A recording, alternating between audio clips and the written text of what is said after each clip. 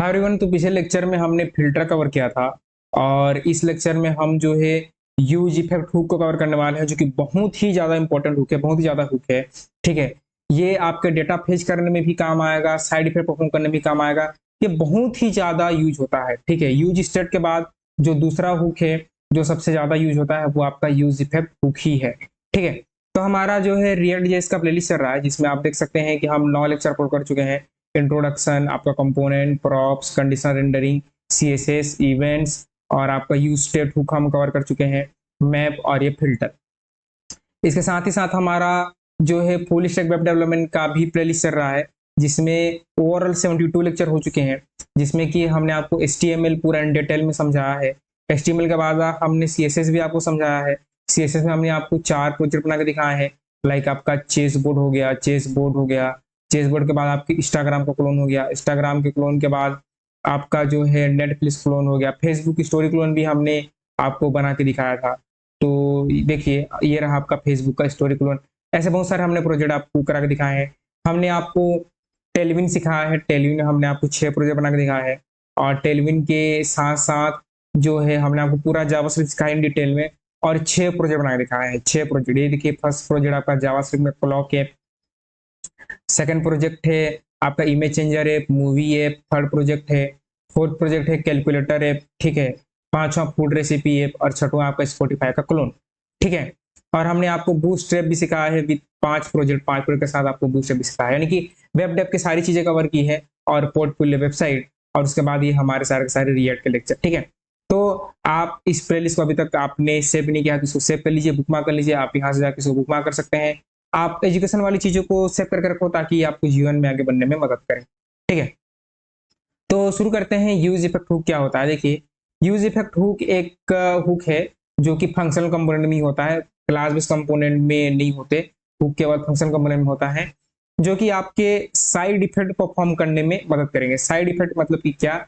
एक कंपोनेंट के चेंज या अपडेट होने से किसी दूसरे कंपोनेंट में क्या अपडेट आ रहा है, इसी को बोलते हैं साइड इफेक्ट। ठीक है, तो सबसे पहले हम देखिए इसको यूज कैसे करेंगे। तो मैं अपना VS कोड में जाऊंगा और VS कोड में यहाँ पर एक कंपोनेंट बना लूंगा। ठीक है, हम एक बेस बना रहे हैं, हमें आगे चलकर प्रोजेक्ट बनाने हैं, मैं आपको मल्टीपल प्रोजेक्ट बना के दिखाऊंगा। तो उन सारे प्रोजेक्ट के लिए हम एक बेस बना रहे हैं। ठीक है, तो वो सारा बेस में ये सारे टॉपिक जो है आ जाएंगे। तो यहाँ पर मैं करूंगा यूज इफेक्ट और underscore use effect dot JSX, ऐसे आप कर सकते हो। ठीक है, और यहाँ पर करेंगे आप RAFCE। ठीक है, RFC कर लिया, और इसको आप इंपोर्ट करेंगे कहाँ पर? इसको हम इंपोर्ट करेंगे app.js में। तो कोई भी लेक्चर देखने के लिए आपको प्रीवियस लेक्चर देखना जरूरी होगा। ठीक है, और इसको तो मैं अभी के लिए क्या कर दूंगा, कमेंट कर दूंगा, और यहाँ इंपोर्ट करूंगा। तो इंपोर्ट आपका use effect from component slash use effect, component slash आना चाहिए, रिजेक्ट वाला नहीं करना है।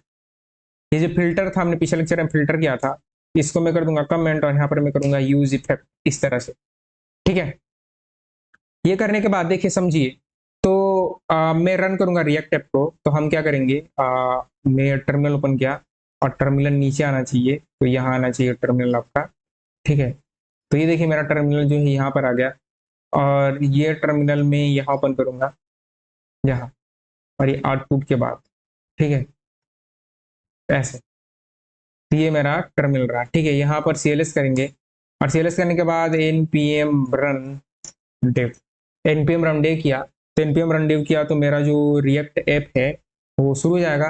अब हम इसको करेंगे लोकल होस्ट 3000।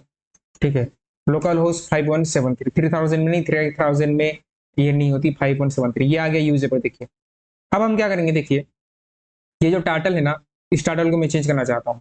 ठीक है, तो हम इस टाइटल को चेंज कैसे करेंगे? तो सबसे पहले आप यूज इफेक्ट को इंपोर्ट करोगे, तो कैसे इंपोर्ट करेंगे? यहाँ पर इंपोर्ट कीजिए, इंपोर्ट, और इंपोर्ट आपका यूज इफेक्ट और फ्रॉम रिएक्ट। अब ये करने के बाद क्या करना है, आपको यूज इफेक्ट का स्निपेट बनाना है। तो यूज इफेक्ट और आपका स्निपेट इस तरह से, और एंटर। ठीक है, ये यूज स्टेट नहीं, यूज इफेक्ट का स्निपेट इस तरह से। तो ये यूज इफेक्ट का स्निपेट होता है, सिंटेक्स होता है। अब क्या करेंगे, यूज इफेक्ट के स्निपेट के बाद इसको आप हटा दीजिए। ठीक है, अब यहाँ पर आप जो चाहे काम कर सकते हो। ठीक है, तो आप थोड़ा ध्यान से पेशेंस करके समझिए कि यूज इफेक्ट का यूज कहाँ पर होगा, और ये सब जो है, ये सब चीजें क्या है, मैं आपको आके समझा रहा हूँ। सबसे पहले यहाँ पर कीजिए कंसोल.लॉग और यहाँ पर करो आप यूज इफेक्ट इज रनिंग, ठीक है, इस तरह से। अब देखिए, आप अगर मैं ब्राउजर में जाऊं और राइट क्लिक करके इंस्पेक्ट करूं, आप इंस्पेक्ट कीजिए और इंस्पेक्ट करने के बाद आप कंसोल में जाइए और इसको मैं रिफ्रेश करूंगा, तो देखिए आपका यूज इफेक्ट स्टार्टिंग में 2 बार चल जाएगा। ठीक है, 2 बार क्यों चल रहा है? 2 बार इसलिए चल रहा है क्योंकि इसके पीछे है रिएक्ट के लाइफ साइकिल मेथड्स। पहले क्या होते थे? पहले हुक्स नहीं होते थे, तो पहले हुक्स नहीं होते थे तो हम उसमें लाइफ साइकिल मेथड्स लगाते थे, like component in mount, component in update, component will update, ऐसे करके कई सारे फंक्शन होते थे। उन सारे फंक्शन के थ्रू हम ये सारा काम करते थे, लेकिन वो सारे फंक्शन को अब जो है रिमूव कर दिया गया है। वो सब जो है क्लास बेस्ड कंपोनेंट में होते हैं, उनके प्लेस पर यूज इफेक्ट, यूज स्टेट ऐसे हुक्स लाए गए हैं। ठीक है, इन्हीं हुक्स के कारण जो है उसी लाइफ साइकिल मेथड के कारण आपका यूज इफेक्ट जो स्टार्टिंग में 2 बार जो है रन हो जाता है। ठीक है, और एक और बात याद रखिएगा कि जब जब ब्राउजर रिफ्रेश हो तब तब मेरा यूज इफेक्ट चल जाता है। तो आपको इंटरव्यू में भी पूछा जाता है कि ऐसा कौन सा हुक है जो कि ब्राउजर रिफ्रेश करने पर ऑटोमेटिक चल जाता है, तो उसका नाम है आपका यूज इफेक्ट हुक। ठीक है, यूज इफेक्ट हुक ऐसा हुक है जो ब्राउजर को रिफ्रेश करने पर ऑटोमेटिक चल जाता है। अब मैं चाहता हूं कि ये जो टाइटल है टाइटल चेंज हो जाए, जब जब मैं ब्राउजर रिफ्रेश करूँ ये टाइटल चेंज हो जाए, तो हम कैसे करेंगे? ये बहुत सिंपल है। आपको क्या करना है, इसको इसको रहने दो, आप करो डॉक्यूमेंट डॉट, ठीक है, टाइटल, सीधा डायरेक्टली आप टाइटल को एक्सेस कर सकते हैं। और यहाँ पर मैंने दे दिया, मान लीजिए यहाँ पर मैंने दे दिया सुमन, दे दिया इस तरह से, सुमन दे दिया। तो देखिएगा वो जो टाइटल है यहाँ पर रिएक्ट डब्ल्यूडीएम आ रहा था, अगर मैं इसको रिफ्रेश करूँ तो देखिए यहाँ पर टाइटल जो सुमन आ गया। आप जो देना चाहेंगे आपका वो जो है आ जाएगा। ठीक है, अब जो है एक आपने सुना है कि यूज इफेक्ट क्या करता है, एक कंपोनेंट के चेंज या अपडेट होने से किसी दूसरे कंपोनेंट में इफेक्ट जो है लाता है, साइड इफेक्ट परफॉर्म करता है। देखिए यहाँ पर क्या है, साइड इफेक्ट परफॉर्म करता है। तो वो साइड इफेक्ट हम कैसे लाएंगे, साइड इफेक्ट हम कैसे परफॉर्म करेंगे? तो मैं क्या करूंगा, यहाँ पर एक बनाऊंगा काउंटर, और जब जब मैं बटन को क्लिक करूंगा, एक बटन से इंक्रीज होगा, एक बटन से डिक्रीज होगा। जब जब मैं इंक्रीज बटन को क्लिक करूंगा तो ये टाइटल भी अपडेट होना चाहिए, यानी कि एक कंपोनेंट के चेंज या अपडेट होने से ये जो दूसरा कंपोनेंट है उसमें चेंजेस दिखना चाहिए। तो देखिए हम कैसे करेंगे। तो सबसे पहले मैं काउंटर बनाऊंगा, तो मुझे यूज स्टेट चाहिए, तो यहाँ पर यूज स्टेट लिखा और एंटर कर दिया, तो मेरा यूज स्टेट इंपोर्ट हो गया। अब यूज स्टेट का स्निपेट, और यहाँ पर मैं करूंगा काउंटर। यह यूज स्टेट हमने ऑलरेडी जो है कवर कर चुका है, और इसकी इनिशियल वैल्यू रहेगी 0। तो इनिशियल वैल्यू मैंने दे दिया, इसको 0 दे दिया। अब 0 देने के बाद जो है मैं क्या करूंगा, यहाँ पर मैं करूंगा H1, और H1 यहाँ पर काउंटर, और काउंटर इक्वल टू यहाँ पर हम कर देंगे काउंटर। इस तरह से मैंने काउंटर को शो कर दिया। तो अभी मैं आपको दिखाऊं तो काउंटर मेरा 0 शो हो रहा है। ठीक है, अभी 0 शो हो रहा है। अब जो बटन है, मैं यहाँ पर 2 बटन बनाऊंगा, बटन और बटन मल्टीप्लाई बाय 2। ठीक है, 2 बटन बना लिया। एक बटन से हम इंक्रीमेंट करेंगे, एक से डिक्रीमेंट करेंगे। यहाँ पर मैं करूंगा इंक्रीज, और इंक्रीज करने के बाद एक से मैं करूंगा डिक्रीज। यहाँ पर मैं करूंगा डिक्रीज। ठीक है, डिक्रीज करूंगा, और डिक्रीज करने के बाद जो है यहाँ पर मैं करूंगा ऑन क्लिक, और ऑन क्लिक में एक से इंक्रीज करूंगा, एक को डिक्रीज करूंगा। तो इस तरह से कॉल बैक, और कॉल बैक करके सेट काउंटर, और इसमें हम क्या करेंगे, काउंटर +1, और एक को आप -1 कर दो, एक को -1 कर दीजिए, लाइक दिस। ठीक है, तो देखिए यहाँ पर मैं इंक्रीमेंट किया तो इंक्रीज हो रहा है, डिक्रीमेंट किया तो डिक्रीज हो रहा है। लेकिन मुझे क्या चाहिए था, मुझे तो ये नहीं चाहिए था, मुझे चाहिए था कि जब मैं बटन को इंक्रीज करूं तो ये वैल्यू यहाँ पर दिखे। तो आप क्या करो, जो आपने यहाँ पर ये जो है इसमें सुमन दिया है, इसको हटाकर आप क्या करें, इसको हटाकर यहाँ पर आप दे दीजिए काउंटर। इसको हटाकर आप यहाँ पर काउंटर दे दो, और काउंटर देने के बाद आप देखिएगा यहाँ से मैं इंक्रीमेंट करूंगा, एक बार रिफ्रेश किया तो काउंटर की वैल्यू 0 यहाँ पर आ चुकी है, काउंटर की वैल्यू 0 आ गई। अब यहाँ पे इंक्रीमेंट डिक्रीमेंट कर रहा हूँ, लेकिन ये जो है आपका चेंज या अपडेट नहीं हो रहा, जबकि ये होना चाहिए। ठीक है, इसी को बोलते हैं साइड इफेक्ट। ये साइड इफेक्ट परफॉर्म होना चाहिए। टेबलेट खाओगे तो इफेक्ट होगा, साइड इफेक्ट नहीं होगा, जस्ट जनरली इफेक्ट होगा। तो इसको मैं क्लिक कर रहा हूँ तो यहाँ इफेक्ट होना चाहिए। उसके लिए क्या करना पड़ेगा, देखिए आपका यूज इफेक्ट दोबारा नहीं चल रहा है। ठीक है, आपका यूज इफेक्ट दोबारा नहीं चल रहा है, आपको आप यूज इफेक्ट दोबारा चलाना पड़ेगा। दोबारा चलाने के लिए क्या करना होता है, ये जो एम्प्टी स्क्वायर ब्रैकेट है, इसको बोलते हैं हम डिपेंडेंसी अरे, इसको बोलते हैं आपका डिपेंडेंसी अरे, इसको बोलते हैं डिपेंडेंसी अरे।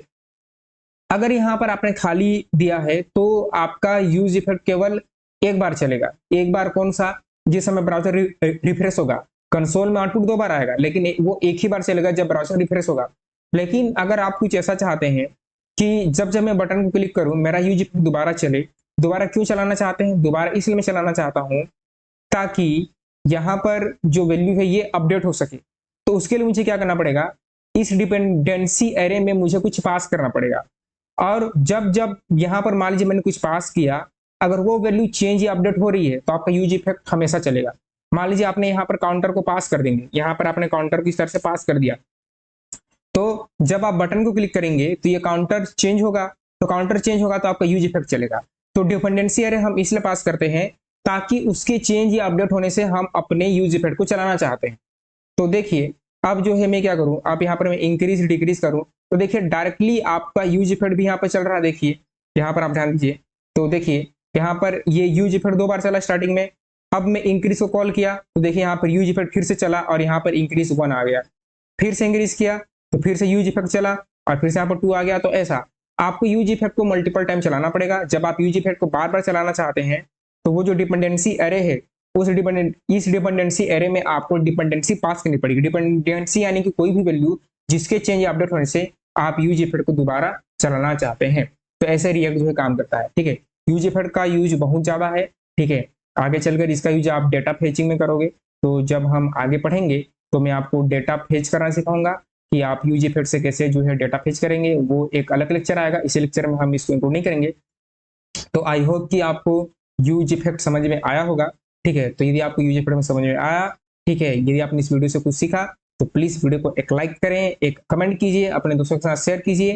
ठीक है, तो इस वीडियो में फिलहाल इतना ही। तब तक आप खुश रहिए, आबाद रहिए, मुस्कुराते रहिए। मिलते हैं सीरीज के नेक्स्ट लेक्चर में।